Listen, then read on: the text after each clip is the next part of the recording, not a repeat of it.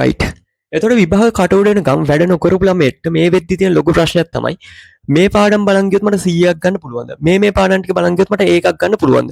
2026 අපොස උසස් පෙළ විභාගයට තියෙන තව දවස් 60ක් වගේ පොඩි කාලයක්. ඉතින් මේ කාලය ඇතුළත හරිද ඔයා මොන පාඩම් වලට වැඩි අවධානයක් දෙන්න ඕනේ? එතකොට ඒ පාඩම් ටික බලන් ගියොත් ඔයාට මොන වගේ ග්‍රේඩ් එකක් විභාගයට ගන්න පුළුවන් වේද කියලා පොඩි අයිඩියා එකක් දෙන්න හිතුවා, පොඩි ප්ලෑන් එකක් දෙන්න හිතුවා. අපිට දැන් ආසන්න අවුරුදු දෙක තමයි 2024 සහ 25. එතකොට 2024-25 අවුරුදු වල මේ පාඩම් වලට වෙන් වෙලා තියෙන ලකුණු ප්‍රමාණය ඇසුරේ ඔයාට මම පොඩි අවබෝධයක් දෙන්න හිතුවා. මෙන්න මේ පාඩම් වලට වැඩියෙන් මහන්සි වුණොත් ඔයාට මොන වගේ සාමාර්ථයක් විභාගයට ගන්න පුළුවන්ද කියන එක ගැන. හරි. අපි බහිමු වැඩේට. හරිද? ඔයාට ඕනම් පොඩි මේ ස්කෙච් එකක් දාගන්න, පොඩි නෝට් එකක් දාගන්න. හරි. එතකොට අපේ සිලබස් එකේ තියෙන සම්පූර්ණයෙන්ම පාඩම් 13ක්. හරිද? පළවෙනි පාඩම basic concept of ICT, ඊට පස්සේ history of computer and computer hardware ටික තියෙනවා. ඊට පස්සේ number system තියෙනවා. හතරවෙනි පාඩම logic gate තියෙනවා.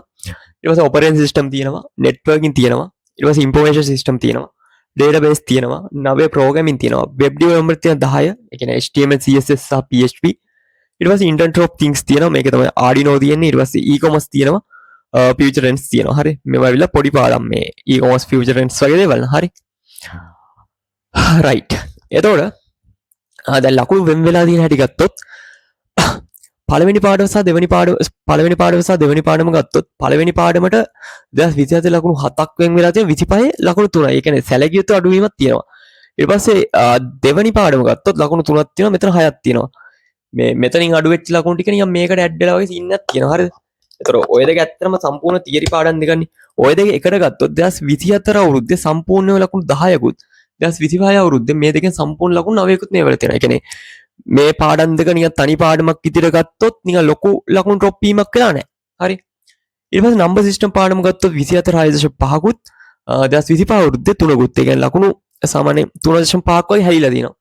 ලොජික් ගේට් ගත්තොත් 10.5යි 9.5යි 2025.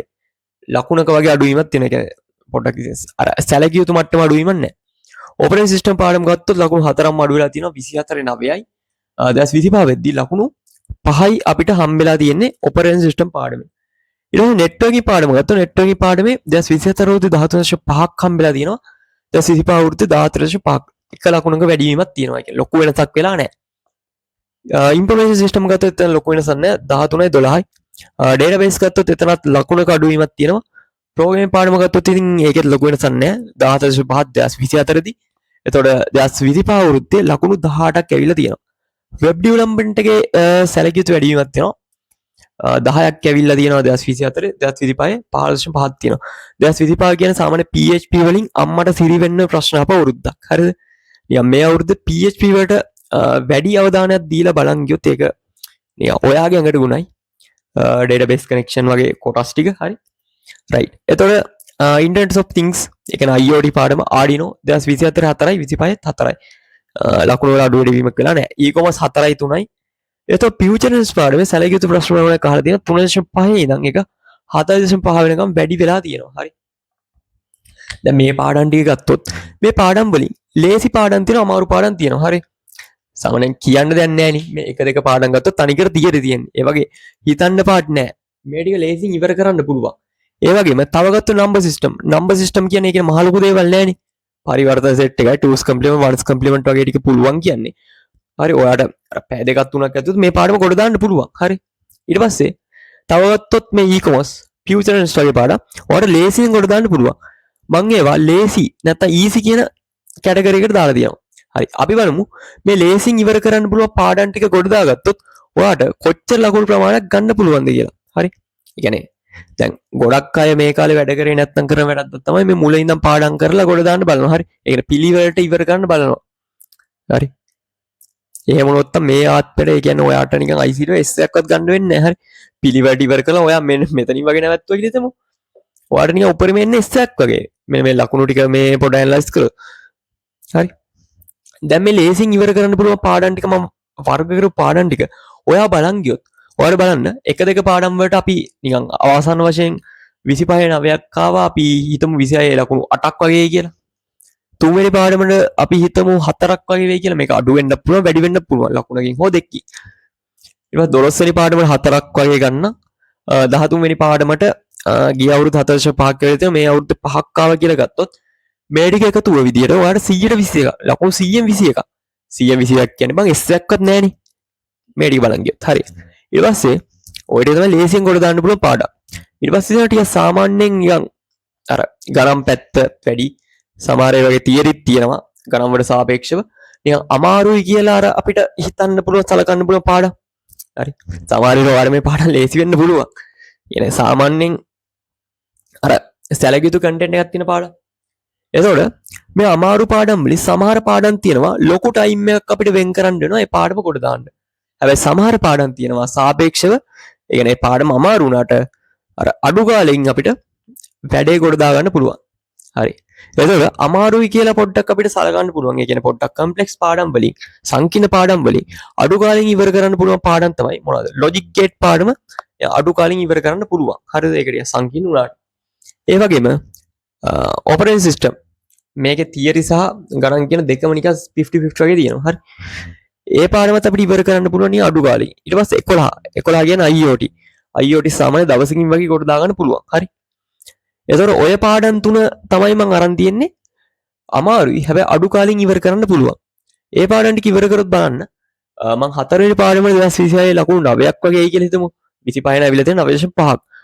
එක්කෝක 10 වෙන්න පුළුවන් නැත්නම් 9 වගේ වෙන්න පුළුවන්. එකක් දෙකක් පොඩ අඩු වැඩි වෙන්න පුළුවන්. හරි. ඊට පස්සේ 5 වෙනි පාඩමට 2025 ඇවිල්ලා තියෙනවා ලකුණු 5ක්. මම මෙතන ලකුණු 5ක් ගන්න. හරි කැමති 4ක් විතර දා ගන්න පුළුවන්. 11 වෙනි පාඩම 4ක් ඇවිත් තියෙනවා. මම මෙතන 4ක් කියලා ගන්නවා. ඒතර ඔය ටික තුන 9යි 5යි කිය 14යි 4යි ලකුණු 18යි. මේ ටික බලන් ගියත් ඔයාට S එකක්වත් ගන්න වෙන්නේ නැහැ. හරි. ඊට පස්සේ අමාරුයි ඒ වගේම වැඩි කාලයක් යන පාඩම්. මම ඒකට දානවා නෙට්වර්කින් ඉතින් ඒ කියන්නේ සබ් නෙටින් ගණන් ටික හදන්නත් තියෙනවා. ඒ වගේම මේ ලොකු තියරියක් තියෙනවා මේ පාඩමේ. ඊට පස්සේ 7 වෙනි පාඩමත් ඒක සාමාන්‍ය ලොකු තියරි පාඩමක්. 8 වෙනි පාඩම 9 වෙනි පාඩම සාමාන්‍යයෙන් තියරි ක්ලාස් එක මාස 5ක් 6ක් අදින පාඩමක්. يعني ලොකු කාලයක් යනවා.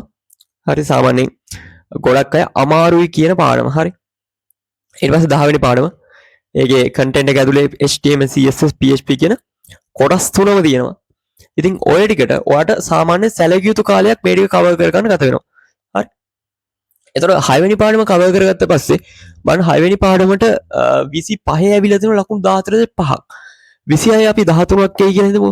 7 වෙනි පාඩම 12යි මම 12ම දා ගන්න. 8 වෙනි පාඩමට ඇවිල්ලා තියෙනවා ලකුණු 14.5ක් මම 13යි කියලා දා ගන්න. ඊට පස්සේ 9 වෙනි පාඩමට 18ක් ඇවිල්ලා තිනවා. මම 17ක් වගේ දෙන්න. 10 වෙනි පාඩමට කොහොමද 5.5ක් අපි නිකන් වැඩිත් ඕන අඩුත් ඕන 12ක් වගේ දාන්න. එතකොට මේ ටික එකතු වුණාම ලකුණු 67ක් මේ පාඩම් පහෙන් විතරක් ගන්න පුළුවන්. හරිද? දැන් මට කියන්න බලන්න ඔයා මේ ටිකේ අත ගහන්න ඕනේ. මේ පාඩම් සෙට් එකද? මේ 1 කියලා දාන පාඩම් සෙට් එකද? මේ 2 කියලා දාන පාඩම් සෙට් එකද? මේ 3 කියලා දාන පාඩම් සෙට් එකද? වැඩි ප්‍රමුඛතාවයක් දෙන්න ඕන. මේ පාඩම් ටික බෑ කියලා ඔයාට මේ පාඩම් ටික බැරුව ගියොත් ඔයාට නැති වෙන්නේ ලකුණු 21ක් විතරයි. ඒ වගේම මේ පාඩම් ටික බෑ කියලා ඔයාට නැති වෙන්නේ ලකුණු 18ක් විතරයි. හැබැයි මේ පාඩම් සෙට් එක නැති වුණොත් ඔයාට ලකුණු 67ක් නැති වෙනවා. ලකුණු 67ක් කියන්නේ කෙලින්ම B එකක්. කෙලින්ම B එකක්. හරි. එහෙනම් මේ ඉතුරුලා තියෙන දවස් ගන්න තව දවස් මං හිතන්නේ ICT පේපර් එක තියෙන දවස් ගත්තොත් ලකුණු මේ කොහොමද දවස් 60කට වැඩි තියෙනවා. අද ඇවිල්ලා 14 හරි 15 හරි දවස මතක නැහැ. 15 කියලා ගන්නකො. කොහොමත් මේ ICT තියෙන්නේ එක්සෑම් එක ඉවර වෙන්න දවස් 5කට 6කට කලින්නේ. සාමාන්‍ය කොමර්ස් ස්ට්‍රීම් එකේ ළමයිට නම් මේ තමන්ගේ ලියන්න වෙන අන්තිම විෂය තමයි ICT. හරි. ඔක්කොම සබ්ජෙක්ට් ටික ඉවර වුණා පස්සේ තමයි ICT එක ලියලා ඉවර වෙන්නේ අවසාන වශයෙන්. කොහොමත් දවස් 70ක් විතර තියෙනවා. හරි. එතකොට ඒ දවස් 70 ඇතුලේ ඔයා වැඩිපුරම අවධානය දීලා පාඩම් කරන්න ඕන පාඩම් සෙට් එක තමයි මේ තියෙන්නේ. ඉතින් මම හිතුවා ජස්ට් ඔයාලට අයිඩියා එකක් එන්නද කියලා. එනවා තවත් මේ වගේ වැදගත් වීඩියෝ හම්බෙමු. එහෙනම් ඔක්කොම good luck.